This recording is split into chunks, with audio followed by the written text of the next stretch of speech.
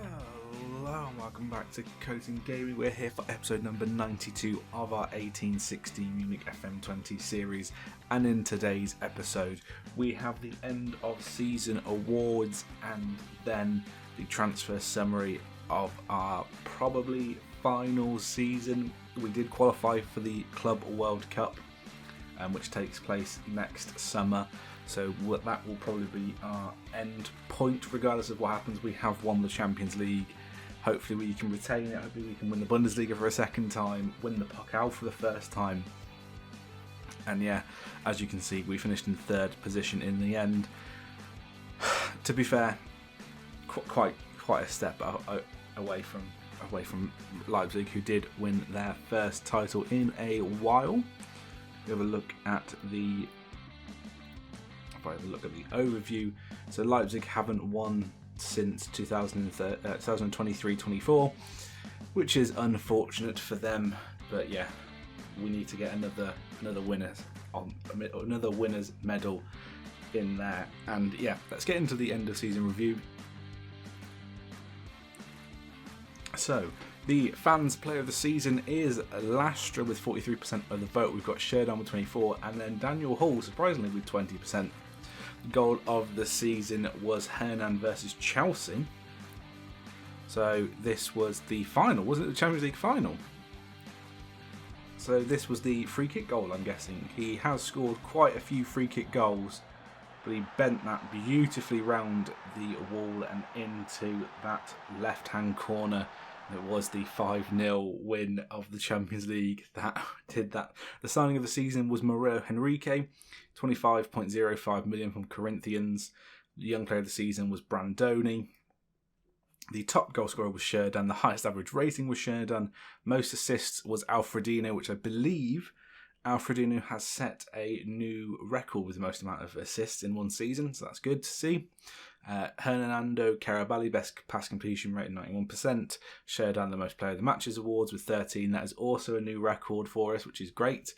Stoyanov got 15 yellow cards in the end. And then Lastra, Alfredo, Jaraberto and Murillo got one red card. It's Sherdan's aggression. No, it's only 12 aggression. Interesting. But yeah, and the team of the season was Kregelmar in goal, Chernov, Stoyanov, Lastra and Dimitri, apparently, over on that far side, rather than Jaraberto, which is a bit weird. Beauregard Hall in the midfield too, Alfredino, Malay, Hernan and Sherdan. So pretty much the team I would normally play, apart from Jaraberto not getting in that spot, which is a bit weird. Yeah, 1860 Munich were expected to be among the leading contenders for a continental football qualification spot, and they lived up to that billing by securing a place for themselves. 1860 Munich finished where many had expected them to, spending a time at the top of the table and deviating little from a course that helped them achieve what they had set out from the start of the campaign. Match of the season was a 6-0 win against Nuremberg. A moment to forget was a 3-0 loss to Werder Bremen. Yep, I do. I accept that. The average attendance was 98% full at 31,928. And the joint 13th highest in the Bundesliga of 23 players, so not a lot of players used actually. And you can see we won the Champions League, we finished third in the Bundesliga, and we lost in the semi-final to Stuttgart, which that needs to stop happening because Stuttgart are my bogey team in cups. Let's accept that current thing, team meeting, anything else that we need to do. Sherdan wins a golden boot. The Champions League dream team, we've got Kregelmar in there, Lastra, Jaraberto, Manoz, Hall, Sherdan. Interesting that it's just Chelsea and 1860 Munich players rather than the one City player. And we have Champions League award winners. The European Championship Cup goalkeeper of the season was Kregelmar, which is brilliant. Defender of the season was Stoyanov, and then Lastra, and then Jaraberto, a clean sweep for the European Defender of the season. Of the Champions League Defender of the season, and the Champions League Midfielder of the season was won by Giuseppe Monti, so not any of us in the top three. And the Forward of the season was won by Sherdan, which is fantastic. So, have we got our overall? Here we go. Here is our overall best 11 and squad. So we have Kregelmar in goal, we have Streller, Hart, Vixen, Lastra and Springer. Carlos at the base midfield, Efkan and Malay in midfield. Alfredino one side, Sherdan up front, and Brock the other. That's interesting. The substitutes are Königsmann, Stoyanov, Hager, Manaz, Slattery, Dressel, Otto. That is fantastic to see. So let's jump forward and let's get into any of the transfer business that we have done over this summer. So here is our transfer business for this summer. There are still quite a while. There's still like 20 days remaining in the transfer windows, and there are at least one more player that I'm wanting to bring in. But let's have a look at the outs so far. Raphael Hager has been sold to West Ham for 48 million. He wanted to leave, and I found a player that was as good, if not better, for less money. So we sent him on his way. He's only played one game for West Ham, and West Ham are also the team we face in the Super Cup, the UEFA Super Cup, because we won the Champions League. West Ham won the Europa League, so we have to face them. Durazio was also one that was confirmed before, but he went to Rome for 2 million. Tom Thoraldsen went to Hoffenheim for 2.3 million. Marco Roberto went to Inter for 3.4. De Napoli went on loan because I couldn't sell him. He is transfer listed, but he's gone to Genk for the season. I don't believe there's a fee involved in that. There is not. But yeah, no one wanted to buy him. Obviously, we did spend 12 million to get him here. Hopefully, at the end of next season, we can sell him and get a bit of profit there. We've got Mourinho went on loan to Osnabrück because we just had a lot of strikers that we just didn't need to keep around at the club, but wanted to get them progressing a bit more. Appelquist got sold to Napoli for 3.6 million. Edson went on loan to Marseille for the season, and also to Marseille was Thomas Grasso. 15 million for Thomas Grasso, which was pretty damn good. Although, looking at it, he is now valued at 31.5 million for them, but he was only 2.5 star current abilities. Direct free kicks are good for them as well. 18, Jesus Christ, he is, yes. But it's less than his value, but he was valued at less than that for us. Mickey Sutton went on loan to Augsburg for £150,000 per week loan fee, as well as all of his wages. So he's gone for 1.5 million this time. We've made 3.1 million off this kid, and I haven't even sold him. It's incredible. Loading people for this sort of money is great. And Victor Hugo went to Dynamo Dresden again for the 100% of his wages and the loan fee of £40,000 a month. So that's £400,000 we've recouped already on the 3.5 million that we spent to bring him in. We sold Paul Schultz to Eintracht Frankfurt for £725,000. He was a 16-year-old youth player. He is not good enough for us, so when they offered to take him for that money, we just accepted it, and we did loan out one of the players we've bought in, Milton Torres, but we'll get to him in a second. And let's have a look at the ins. We have signed Matt Bell from Freiburg for 19.75 million. Matt Bell is a 3.5 star 22-year-old German guy. Yep, the name like Matt Bell, German, also American, but who cares? If I could get back to his actual page.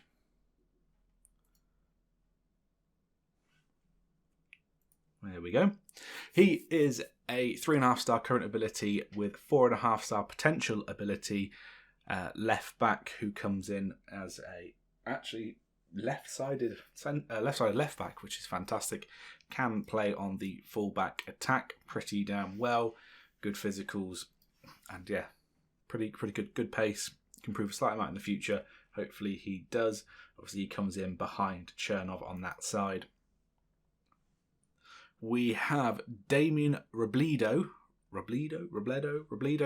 We bought him from Sao Paulo for 20 million. He was a person just to give us cover everywhere.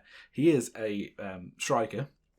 He's 2.5 star now, current ability 3 star potential, but he just covers the wing and also up front. He's 27, so he probably will be sold pretty damn soon, probably a 2-year deal more than likely, or might be the end of this season, just to get his wages off and get a nice bit of money for him, but 20 million for that, I thought it was worth the chance. Scoring goals for fun in Brazil. And then we went big. We signed John Suarez from Inter Milan for 35 million up front, 43, including add-ons. And Suarez is good. He's a 22-year-old Italian on that right wing side as inside forward or an inverted winger. Model citizen, 4-star current ability, 4.5-star potential ability. Yeah. He is a much improved version of Hernan. So I like him. Explosive pace and acceleration underpins his overall speed. Fantastic. He's just the starting right winger now, isn't he? And then we bought Adalberto Becker from Avai for 17 million.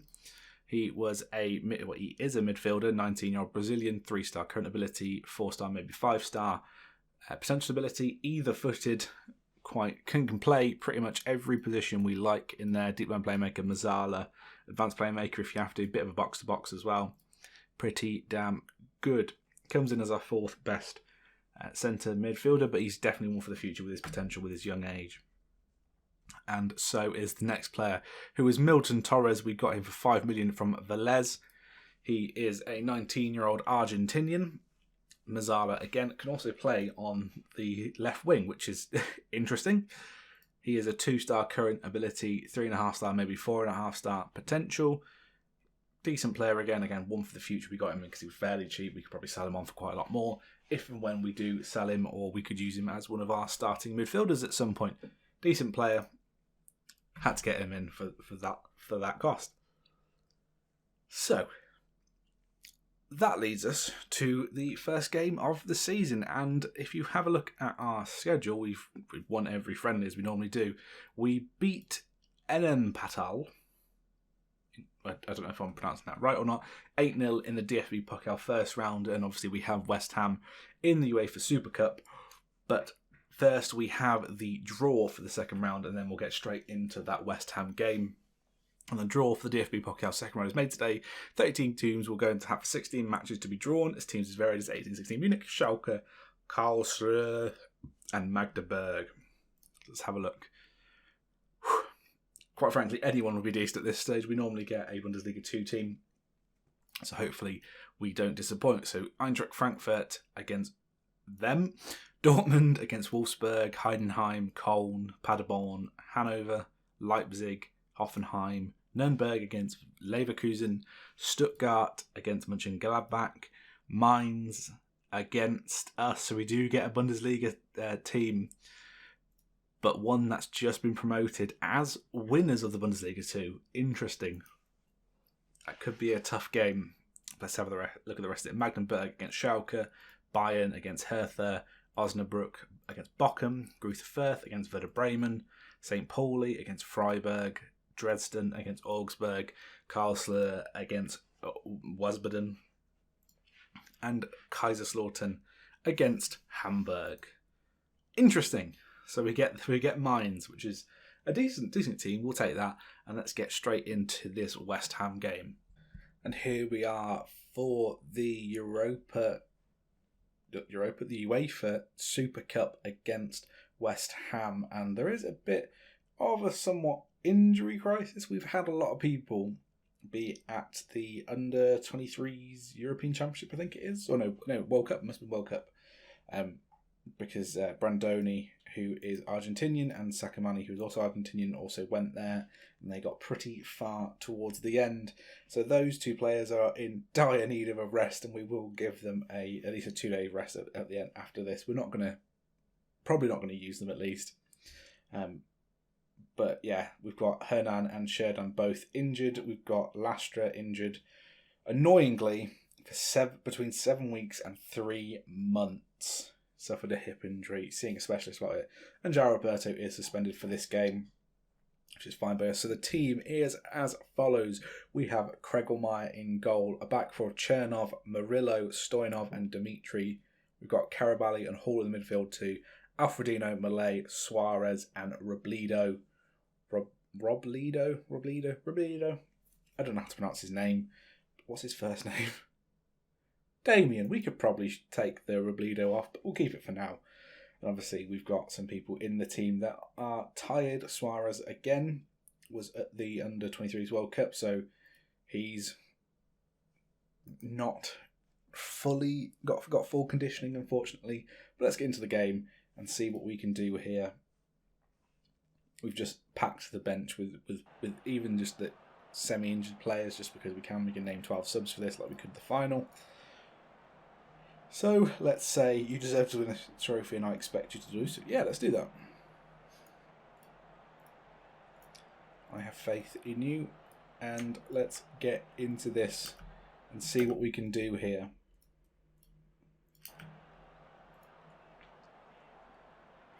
There's a highlight straight away. Chernov to take this throw in.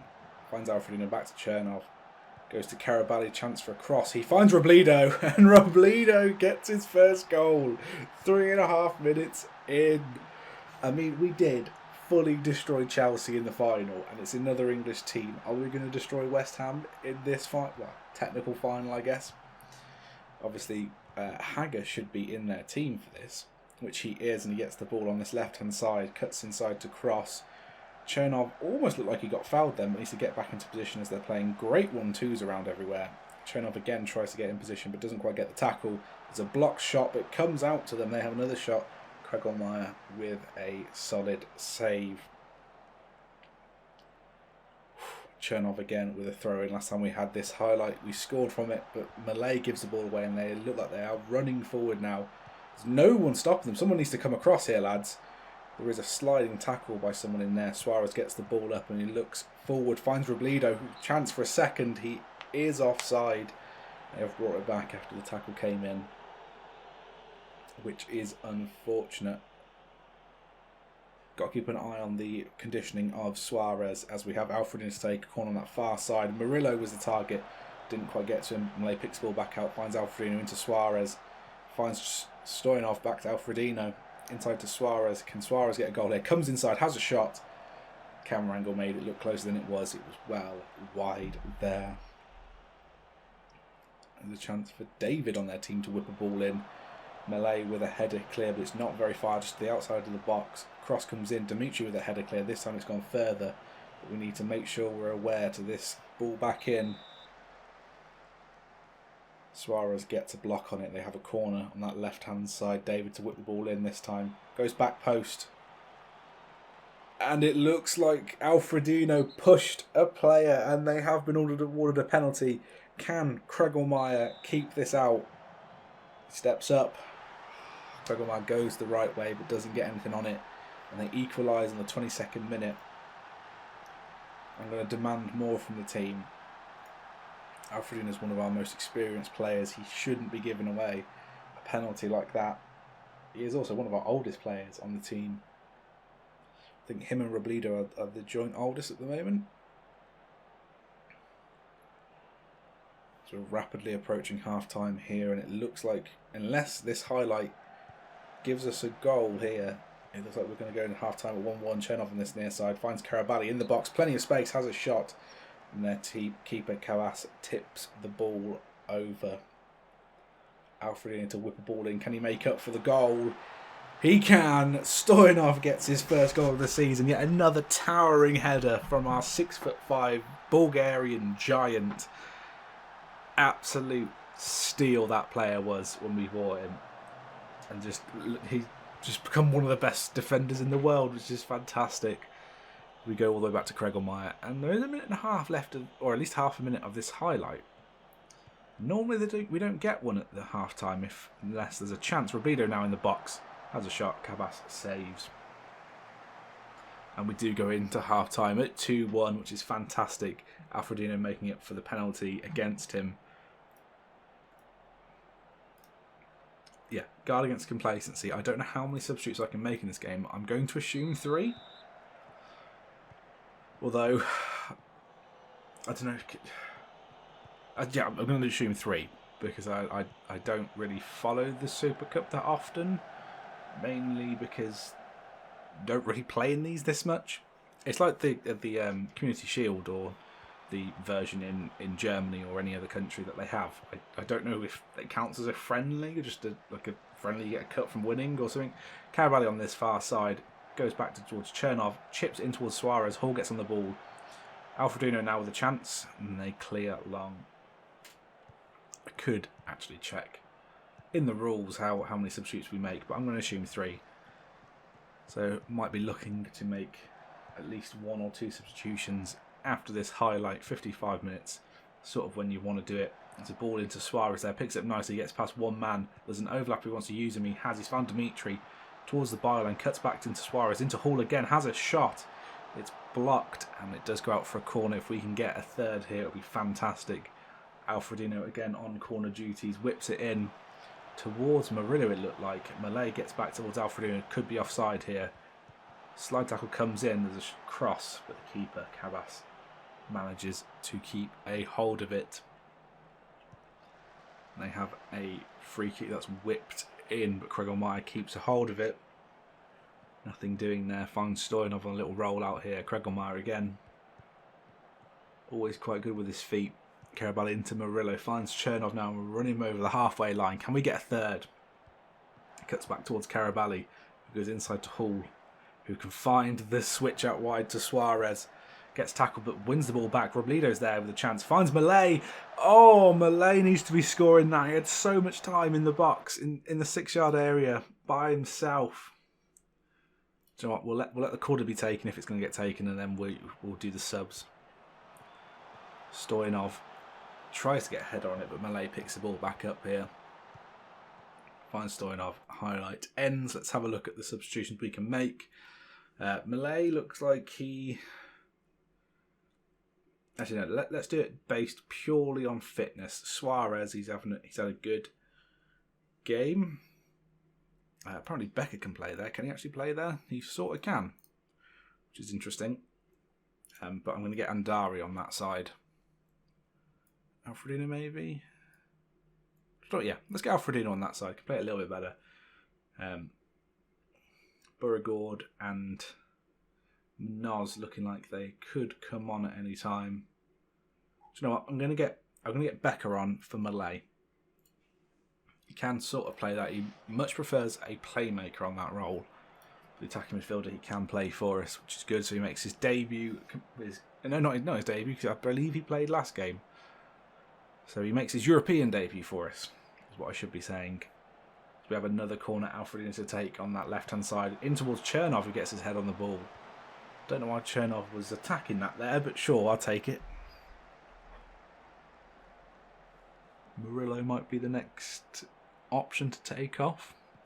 Alfredino to whip the ball back in. Finds Hall on the edge of the area, actually. Karabaly now running forward. Has a shot. It is rifled in. But goes side netting. Again, just corners for days here. We've had 10 corners this game. And how has that not... Has that gone in? Is that a penalty? The ball was on the line, Gabe. What's happened here? We're having a look at the telly. Excuse you? What is it? It's a penalty. I don't understand how it's a penalty when the ball was over the line. I mean, look at it. Look at the ball is. The ball is on or over the line. It's hit an arm, apparently. Okay, handball's been given. And we have Daniel Hall to take. And he slots it home. 2 penalties in this game. 2 penalties scored. And I think that is going to be the mark where I bring probably Stoyanov off. We'll get Jorge Luis on the pitch. Which I can't believe I'm still calling him that. I don't know if that is how you would pronounce it either. But let's get him on the pitch. Brandoni looks like after a couple of days rest he can come in for the first Bundesliga game, so we need to rest Stoyanov again, who is now our most senior centre-back option. It's 88th minute and it does look like we're going to win this game, but unless they score, and they've got an overload on here actually, we need to shut this down. Haggart now, don't do this to us. Kregelmeyer with a save just about. Louis does clear. And you know what? There's a bit of attacking impetus here, as I don't understand how that ball's got to Barco, sorry. But Craig O'Mara with a fantastic save. Corner whipped into the back post. Becker headers clear. Bledo needs to be running back to get that, but I guess he's not used to the system we play.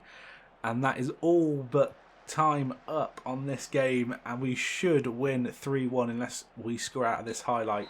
Dimitri gets tackled, and it is all over, and we do win the Super Cup. It's another trophy to add to the collection. We've won the Champions League, we've won the Super Cup. Can we do the quadruple? Can we? Or actually, it might be 5 we could win. No, well, the 4. It'll be the Super Cup, which we have won, the League, the Champions League, the Pokal. No, it's 5, and the Club World Cup. We could win 5 trophies this season, and that is definitely the aim. But hopefully we can do it. It's a very good win, lads. Congratulations on lifting that trophy. We've got 3 games until 3 days until the first Bundesliga game. But let's have a look at when we'll come back. Do you know what? We'll come back for the first Champions League game and then the Schalke game, which could be a big one again. Obviously, Schalke finishing second last season. So we'll come back for that. Thank you guys. If you have enjoyed this episode, make sure you click the like button, comment and subscribe. If you're doing it subscribing, make sure you click the notification bell to stay up to date with everything on the channel. But until next time, goodbye.